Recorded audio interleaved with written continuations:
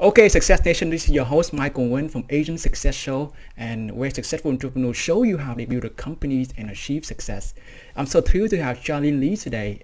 She's a founder of Altimeter Group and the author of New York Times best-selling book of Open Leadership, and she's also the co-author of the best-selling book Groundswell back in 2008, also a best-selling book as well. She's one of the foremost experts in social media, and she frequently quoted by the Wall Street Journal, the USA Today, and ABC and CNBC. And in 2010, Charlene was named one of the 100 most creative person by Fast Companies and one of the most influential women in technology in 2009. Charlene, welcome to the show. Thank you so much. Here. Okay, are you prepared to inspire? I am totally Excellent. I love it. Thank you so much.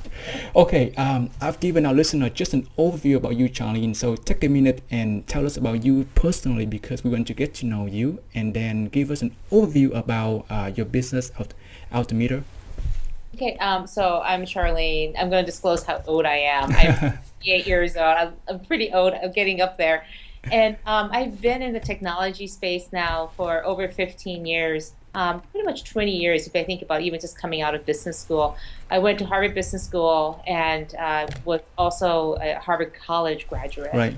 And studied business, but at one point I was very much pre-med, having all these family members who were doctors. But there's a part of me that always loved doing research. I was thinking of doing medical research and then realized I liked the social sciences better, so went into business and now I do research. I got into the internet space coming out of business school in 1993, thinking that I wanted to be in this internet thing. And no one knew what the internet was. There was no World Wide Web then. And I did a value chain analysis looking at all the different things you can do to get onto the internet, hardware, software, communications, and content, and realized content was what I loved. Mm-hmm. And then interviewed in all the different eras of content, and then decided newspapers would be the first thing to go. So then I joined the San Jose Mercury News in the middle of Silicon Valley in 1993. So I got very lucky. I ended up in the right place at the right time. And since then have really pegged my career on really understanding how people use technologies. And I am an eternal optimist, believing that technologies can bring us closer together, but it's the people who make it possible. In the end, it's about us connecting with each other in new and different ways. That makes it so interesting and constantly changing. So that's what I'm passionate about. Love it. Back in 2008, I grabbed your book. Can you show me about your, share with the audience why you came up with this book at that time? I know that you mentioned earlier that you were at the right place, right time, but this book really helps you. Yeah, and it was so fun. I got two reactions from people. So from bloggers, by the time I wrote the book, they were like, "Why are you writing a book? Blogging is so old school." And this is like 2007 when I was doing this, and I went, businesses have no idea how to use this tool. And they go, businesses will destroy it. And then businesses just all thought it was a fad. And I thought there was a middle road in there. So again, I got lucky in timing. I had been in this space in some sort of self-publishing since 1997 when I was in newspapers and creating ways for people to just share and be connected to each other. It was in about 2001 where we started having real feeds with podcasting and RSS and blogging. I started my blog in 2004, so I've been blogging for almost 10 years now. Wow. Off and on, I have to be honest. More often recently. And and the book came out at just, again, the right timing for two reasons. First of all, there were actually solutions that businesses could use. And the second thing, the financial crisis hit pretty much 4 months after the book came out. So everybody wanted to know, how can I use the social stuff to do all the things I did in marketing that I don't have any budget for anymore? So I got very lucky on multiple dimensions. But again, it's something I've staked my career on, is making the bets of where things would be ahead of when they're going to happen. So I've had to learn to understand when I'm getting ahead of myself in my research and analyst tendencies, to really say, okay, is this really a problem that the market cares about right now? Or is it something that I'm just kind of interested in? Excellent. Well, back then I knew you when you worked at the Forrester Research, because I got some call, I joined some of the calls, and it's really interesting. And then since then you went on and opened your own consulting companies. Can you share with the audience what is Altimeter is doing right now and what the mission is about? Really happy at Forrester. I cannot begin to tell you how grateful I am for that opportunity to have been there. Intellectually, just captivating. They gave me so much freedom to explore new areas like social. Just very patient with me. And after almost 10 years, I kind of ran out of things to do. And I also, because I'd done all these jobs, I didn't want to go into management. And the way that Forrester was focused, we were really focused on certain roles. So I was in the interactive marketing role, and I wanted to write about bigger things around all these new disruptions that went across different areas. Because disruption doesn't know any boundaries inside an organization or across technologies. So I wanted to write bigger topics than I could at Forrester. So I left, started my own firm, was independent for a year, just by myself. And there was also a personal reason why I left. I have a son who has dyslexia. And so I needed to spend more time at home, like just kind of be around. So a lot of people thought I was retiring. Other people thought I was leaving the industry, and I would show up at events and go, "We thought you had gone to be a stay-at-home mom." So I'm here. So um, the and after a year of working on my own, I realized I didn't like working on my own. I wanted to be around other people, and I wanted to build a firm. So I formalized it with 3 other people and started Altimeter. So I had started Altimeter already, so I'm the founder, but then added on 3 other partners in 2009. And so now we're a firm of about 20 people. We work with very large companies, brands, very recognizable brands, so Wells Fargo, UPS is one of our brands, Cisco, so big international global firms. We have 12 of the Dow Jones 30 as our clients. So really big organizations dealing with really big, tough problems. And the bigger they are and the tougher they are, the more likely we're going to do research around it and then do consulting around it too. Excellent. Back then, about last year, I interviewed Shama Kabani. She's also in the social media field, but apparently that you guys tackle 2 different problems. So, and I'm glad to talk to you about this one as well. Interesting. So, well, back in 2008, you wrote this book, and how does the knowledge base, how does that apply to what you're doing right now? Well, the book was written on case studies and frameworks. And so that's exactly what we do with our research. We look at a particular problem, we identify what that pain point is. Usually it's an undefined new space. So like content marketing, real-time marketing, native advertising. What the heck is native advertising? So defining what that is. Native advertising? Native advertising. Anybody can describe what that is. It's sponsored. Sponsored, yeah. That's what I heard about. And then and just really trying to understand and define what these disruptions look like. So I'm writing a report now on employee relationships. And we oftentimes think about it as employee engagement, but it's completely broken in the way that most companies look at it. So we're really rocking the boat in some ways about looking at these big business issues through the lens of technology and how technology can help or sometimes hurt what you're trying to do. So it's, again, research, continue to write research, and then helping companies apply it. And the key part here is a key differentiator that we figured out was pragmatic recommendations. Most academics and researchers don't like to give recommendations on what you should do. Most analysts will say, this is what's wrong. Here are all the things that are broken, and the existing theories don't work. Well, that's nice to know, but then what do you do as a business? And I'm just too pragmatic. I'm too much of a business person myself to say, it's not enough to just do analysis. I want recommendations. So something we really pride ourselves on is being able to see the big picture, so being able to fly high, but also being able to fly close to the ground, which is why we're called Altimeter.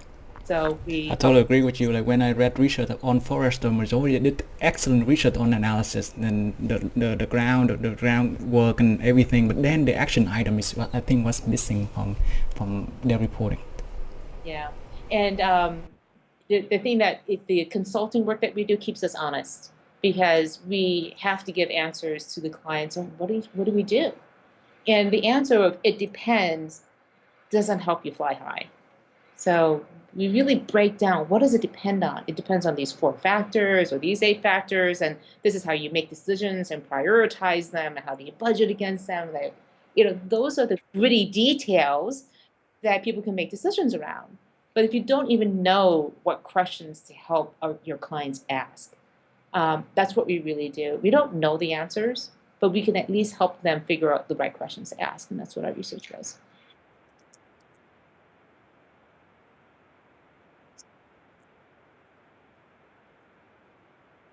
I did it pretty much at the same time. Okay, so I left Forrester, and I was on my own. You can see, imagine me sitting there, doing the work, giving speeches and everything.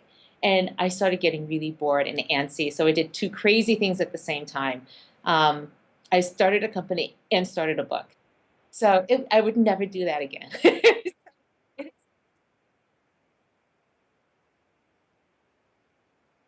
Yeah. The thing is that when I wrote Groundswell, I knew that there was a book inside me, so it was a book waiting to get out. So that was there, and the same thing happened with Open Leadership. I talked to people about the book, over the Groundswell idea of getting out there, being engaging with customers and your employees, and so many companies came up to me, leaders and CEOs of companies kept coming up to me and saying, "I get the idea. I have to go out there and engage, but I don't like this idea of giving up control. How open do I need to be?" And I realized that was a really good question. How open do you need to be successful? Because you can't be completely open. And all the social media consultants who are out there, it's like, just be open, be authentic, be transparent. And if you're in business, you really have to ask yourself, well, what do I be transparent about? And so how to create a framework around how to be open? How do you actually do this in a very structured way? And my hypothesis was you actually have to be very structured. You have to have a lot of control in order to be open. So how do you give up control but still be in command was the linchpin of the question I was trying to figure out. I read the first chapter of the book. It's about the case at you mentioned a case at Red Cross at that time when Red Cross didn't have big presence in social medias, and that's a very good case. But my question for you is why now? Why now with the technology? Why the company need to engage into open leadership and use social media to engage into that? Yeah, my case to them was that they had no choice, and the Red Cross is a perfect example. They didn't know they needed to be, and I still come across companies who say, "Do I really need to do this?" And I go, you can choose not to. You can choose not to, but I want that to be a choice of yours.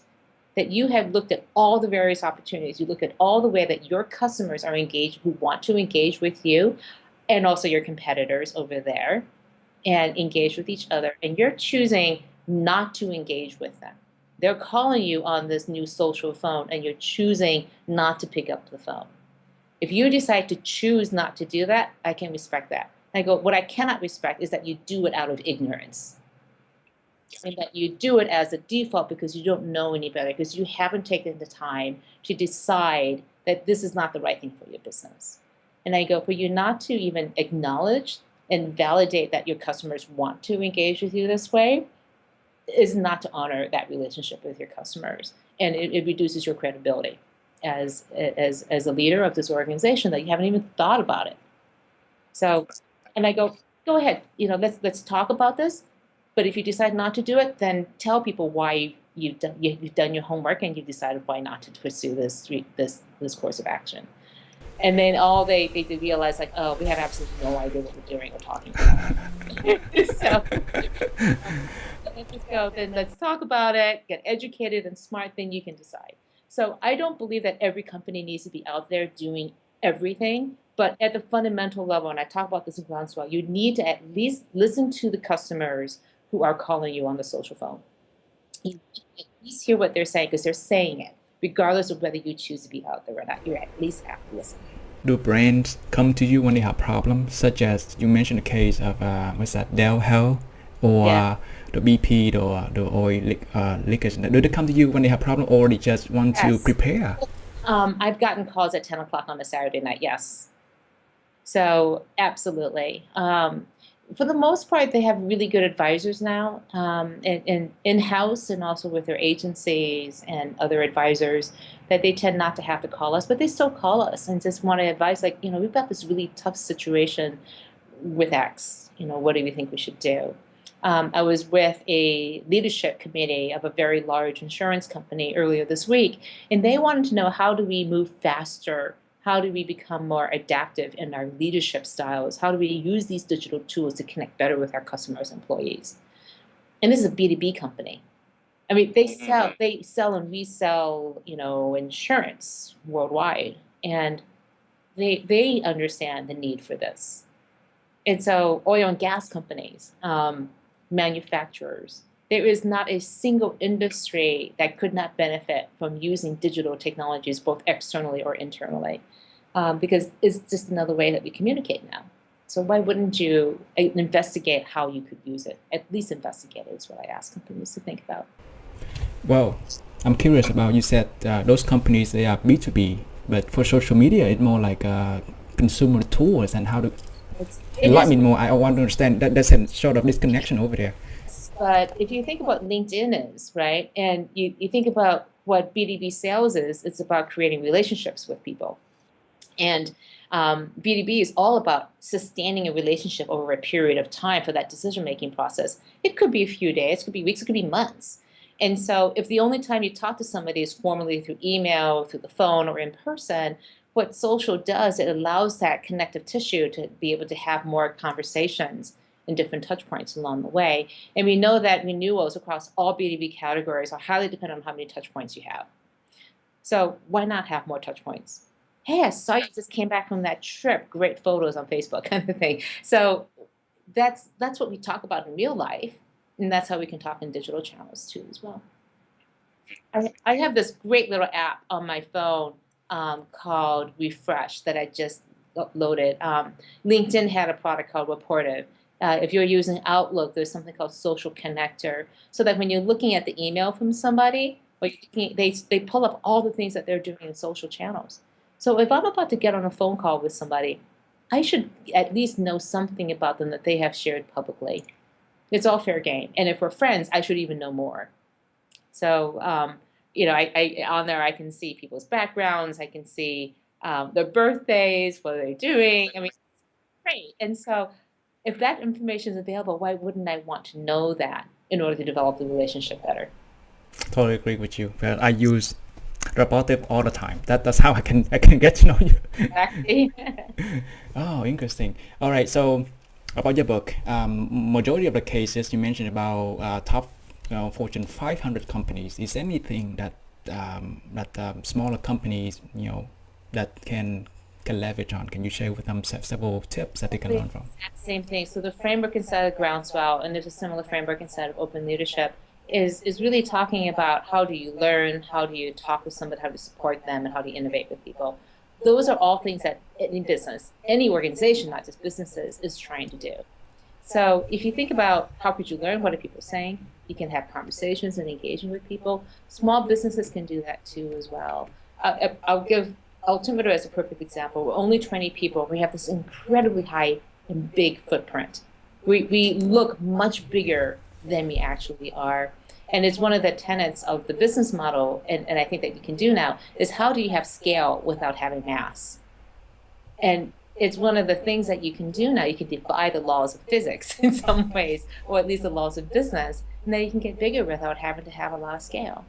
So I think one of the things that you can do as a small business is really say, how can I grow my audience much bigger than it looks by the level of influence that I have?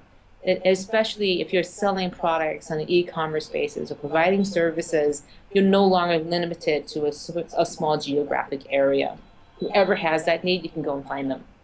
You can absolutely find them, and then be able to establish a relationship and then work into a transaction.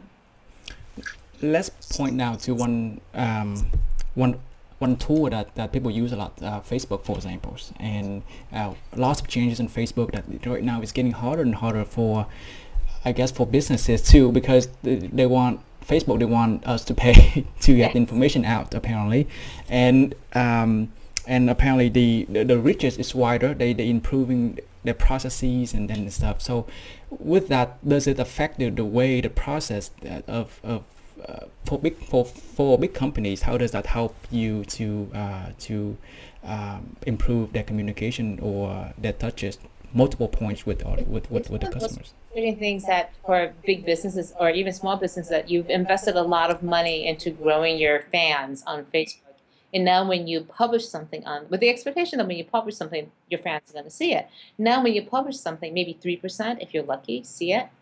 That's incredibly frustrating, right? And it says that if you want more of your fans to see, then you have to pay. You have to prioritize listening. But they're my fans. Why should I have to pay to reach my fans?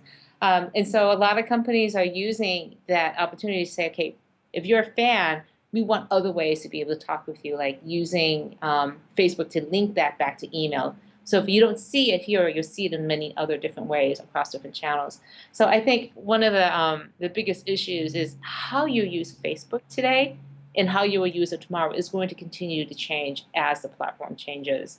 And I think it's going to be much more about you initiating and you following up and having a constant dialogue with people. Because if you are responding to people and you engage with them, they're much more likely to see it inside of their newsfeed. So if it's passive, it's going to be on average 3%. But if you're engaging with people on a constant basis, they're going to see your articles more in their feed. And that's what they're encouraging, is that there be more engagement and not just passive. So you have to earn it. You have to pay for it either by spending time engaging with people, or you pay for it through a traditional advertising and media basis. Absolutely, absolutely. And what's the vision for Altimeter? Do you plan to become like an agency model that when people have problems, solve them, or you plan to scale up a little bit? We look at the disruption curve. So if time is one of the horizontal axes, and the vertical one is pain. Over time, when we look at individual disruption, it's going to increase in pain and then decrease in pain. So we want to be primarily on the front edge of that disruption, defining it, educating people, helping them create assessments about where their gaps are, and then doing some of the planning. So we're riding the curve up. So because as pain increases, people are more likely to pay you money to make it go away. Which helps you get into that curve. And as it really goes into the curve, that's when consulting firms and agencies get into the business of this. And so as the curve comes back down the opposite side, we start being more support, and we'll partner with these agencies. But we can't support the ongoing work, which is 20 people. So we're very much focused on education, creating assessments that we can use across different verticals, again, horizontally. And then at the very high level, strategy, business strategy, about how do you approach this. So, and that's really all we want to do. And we're very happy to partner and work with people around this. We do believe in this whole open network way of doing business, in that we are not the smartest people in the room. We can't be with disruptions. It's one of our core values is humility. And knowing what we don't know is the key to success, so that we will go out and find the other people who do know it. But us being able to network, and we give all of our research away for free, which people think we're insane to do. But what it does, it guarantees that we get huge amounts of readership. We get hundreds of thousands of people reading our research. And that's more than 10 times a bestseller, if you think about it. And we can get that because of our reach, because of the topic, because we give it away for free. And so it's our calling card, our marketing, but it also helps us do better research, because more people read it, they come in and comment. So it's a nice virtuous cycle. And every once in a while, people will ask us to come and speak about the research and help them apply it. So we're a research company. We create research around all these disruptions, and it's very focused. And I would say to your listeners and watchers, if there's nothing else, it's to be really focused on what it is that your business does well, and then to make sure your entire organization is aligned around what that purpose is. And our mistake early on, and I think for many businesses, is to define what we do versus why we do it. And the reason why we exist at Altimeter is that we are here to help leaders make tough decisions with confidence. And we believe that our research helps them do that. So knowing that we can walk into an engagement and help somebody make a really tough decision, we love that. We love the fact that they get educated, they get smart about something, and then the decision becomes clear about what they do, and then they make one. So when leaders, they want to make better decisions beside the information they got, according to you, they will need some social signals along the way to assist them with that.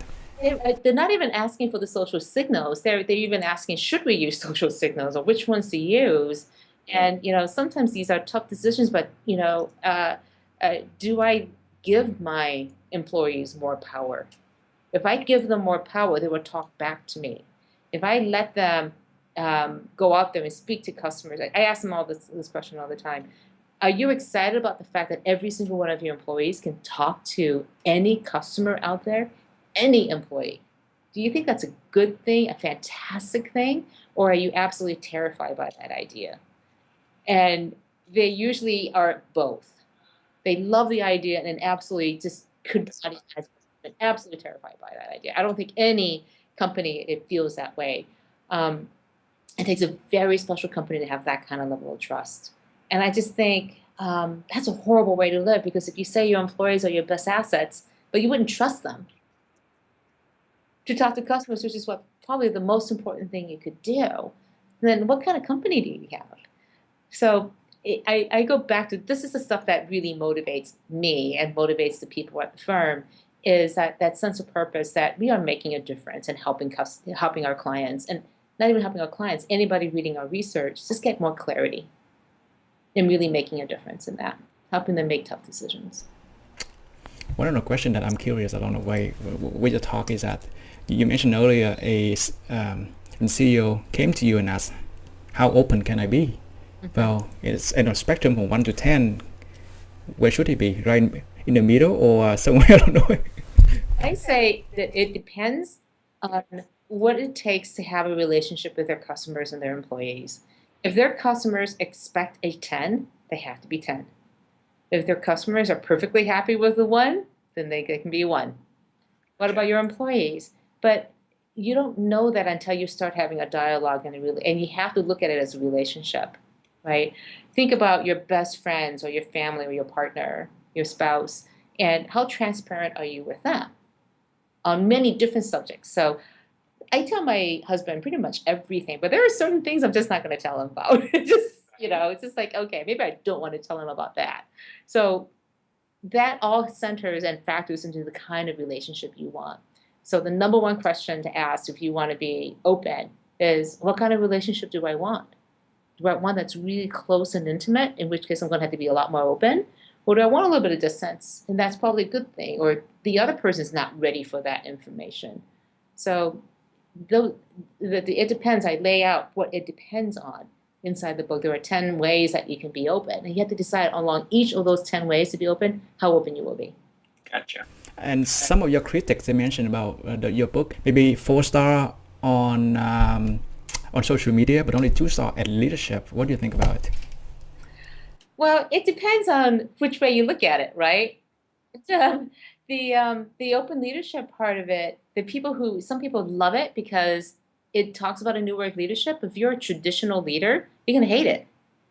All I know is that it continues to be a very good seller 4 years out from its publication.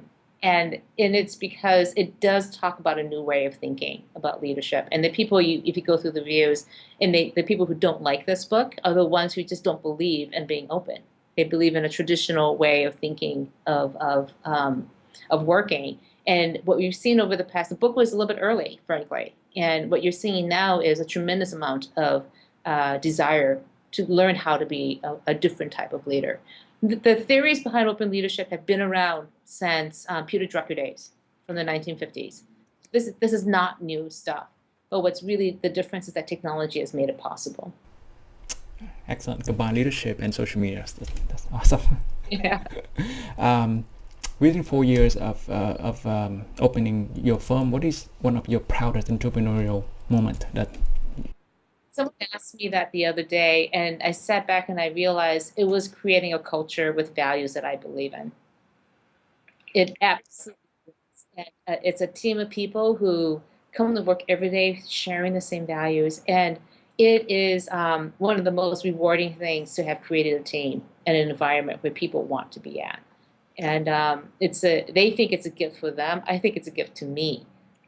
They would honor me that they would want to come to work and work with, crazy little me every single day. So I really treasure that every day, is the team that we have created here, the culture. It's far from perfect, but it works. It works for us here. You're not the only one telling me that. Lots of people saying one of the most rewarding moments they come is the team that they work with, and it's to see that your teammate grow from just an intern. Now they take charge of $1 million account. Yeah, it's fantastic to see that growth. It's very rewarding. Charlene, let me ask you this, sort of personal. What can you share with you on some of the personal habits that you believe are contributing to your success? Um, let's see. I really limit how much I read on social media, which is kind of funny. Is that your habit? Very focused. I don't read a lot of feeds. I don't follow relatively a lot of people. I try to follow no more than 400 people, so I'm constantly changing them in and out. And I read very selectively because I just don't have time. And yet I'm very much on top of the latest trends. But again, I don't try to know everything. I try to really focus and spend my time looking at what's the most important. And I use that to say, I think the biggest habit of mine is always understanding what the trade-offs are and being laser focused on what your priorities are. I can't do everything that I need to get done. So I have to get very good at saying no. A good friend of mine and my former partner, Jeremiah Aoyang, would say to me, the art of focus is the art of saying no. And he would say that to me literally every day because I'm a maximizer and I want to do everything. And I realize I can't. Okay, let me write down. So the art of focus is the art of saying no. Yeah. That's amazing. I love it. So, do you have some sort of internet resources that I ever know that you love with, some tool that you love with and you want to share with the audience? I like using Feedly because I can see Feedly for my feeds and articles I'm reading. I use Buffer to I pre-populate my tweets and my posts for the entire week ahead of time. So I think I may be tweeting right now while we're speaking, for all I know. And those are the two that I really enjoy using, but I am constantly trying apps and then cleaning up my phone too. I do everything through my phone, not even my iPad, but through my phone. So Feedly and Buffer? Feedly and Buffer. Buffer is excellent. So did you also use Hootsuite as well? I do use Hootsuite. And again, that's one of just the habits that I have. I tend to go native more than anything else because there's so many things inside there that I want to use quickly too as well. Hootsuite's really good when I'm traveling, I find, or I'm at events. I want to see a whole dashboard of stuff. But yeah, Hootsuite's again another tool that I use. Gotcha. I know that you selectively read stuff. Just want to ask, what is the number one book that you like to recommend to my audience? One book. I always talk about the 4-hour work week. It's so transformational for me because it was the book I was reading when I was at Forrester. And Tim Ferriss just really spoke to the fact that if you have limited time, what would you do with it? If you only had 4 hours a week to get work done, what would you work on? And that was where the focus became very important to me. So that to me, again, I do believe that scarcity is a really good thing. People think working more is the secret. I'm like, no, working less is the secret. If you only have 4 hours to get done what you need, what would that be? So do those 4 things first. Now you have an additional 4 hours, what would you do? And also the idea is that life is too short for you to do things that aren't important to your goals and to what you believe in. So the book was very inspirational to me because it came at a really good time for me to try to figure out what do I really want to do. What were your experience of starting the companies and start writing the book at the same time? Then it's just 2 major tasks for me, and it's too daunting. But how did you manage to pull it off? I didn't have any vacations, weekends, evenings, and my kids made me swear that I would not write another book until they were teenagers and in high school when they wouldn't want me around, and that's now. So I'm gonna start working on another book. I really do enjoy listening to your story and your journeys, and give Success Nation one parting piece of guidance, and then share the best way we can reach you, and then we can say goodbye. Sure. A mentor gave me this piece of advice. Always think about that. Experience is what you get when you don't get what you want, and that's always helped me deal with disappointment and to pick me up and not get set back from that, because I would always learn from any setbacks and failures that I ever had. And I have had many of them. Nobody who is successful has is always completely successful. They fail a lot to get along the way. You can reach me at Charlene at charleneli.com, my name. And I'm on Twitter by the same handle, Charlene Li. Oh, love it, love it, love it. And thank you so much for your generosity today. And hopefully I'll come to San Francisco next month. So hopefully you in the office. I know that you have busy schedule. I'll check with Susan and see if you're in the office and stop by and say hello to you. That'd be great to meet in person. All right. Thank you so much, Charlie. Thank you very much. All right. Appreciate it. Bye-bye.